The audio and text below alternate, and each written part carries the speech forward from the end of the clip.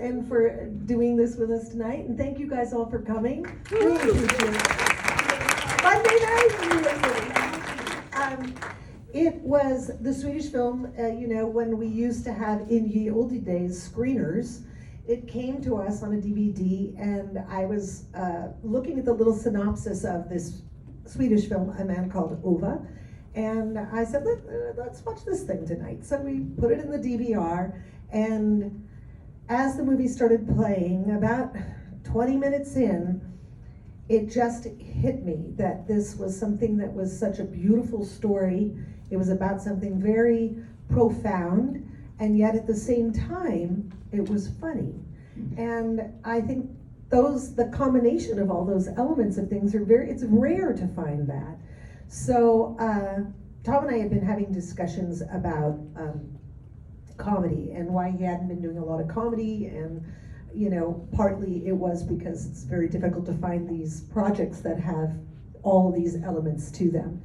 And so I'm watching the movie, and I looked over at him with a bit of a panic, and I said, I get the rights to this movie, and you got to star in it. And I looked over at him, and he didn't say no. He didn't. Normally he would say something like, "Get out of here! No, I'm not doing." But he didn't say. He was quiet. He was silent. And then you also said that you had like a little cynical part of you that was thinking something, which maybe you can talk about. But really, it was thankfully for this Fredrik Wikström book that became a Swedish movie, and that's why we're sitting here today. For the lady, so smart. I have to say, you folks in the front row have the worst seats I can possibly imagine. But can you recreate this view at home? No, you'd have to sit right up next to your TV. Man, so I must have been huge, right? My head used to be the size of a hot air balloon or something like that. The cynicism is the thing that struck me, because in Sweden you have all sorts of rules of society and socialized medicine, what have you. So in a lot of ways, Rolf Lassgård, who played Uva in the movie, he was railing against the system. I saw Otto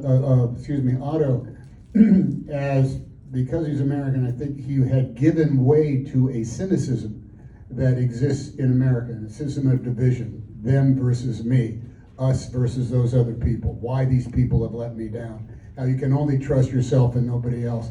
And I thought that if we could ally ourselves with a David Magee and a Marc Forster, that we would have that opportunity to, the theme of the movie, I think, is lost faith, lost hope in one's community. And I think that is kind of like Parson Park. People make a lot of money doing that right now.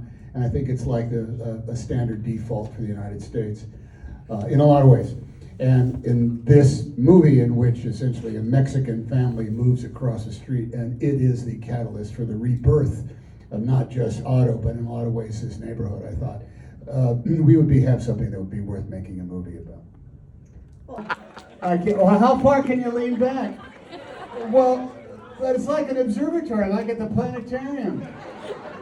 Holy cow! My God! The controls are on the side. Oh, up more. Okay, hold on. This one here? Back? Oh, I see.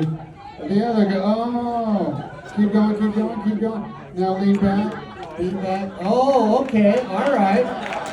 All right. Now I'm going to confess, the seat is fantastic, but the view is no better. I don't know how to say it any other way, man. Thank you for putting up with that.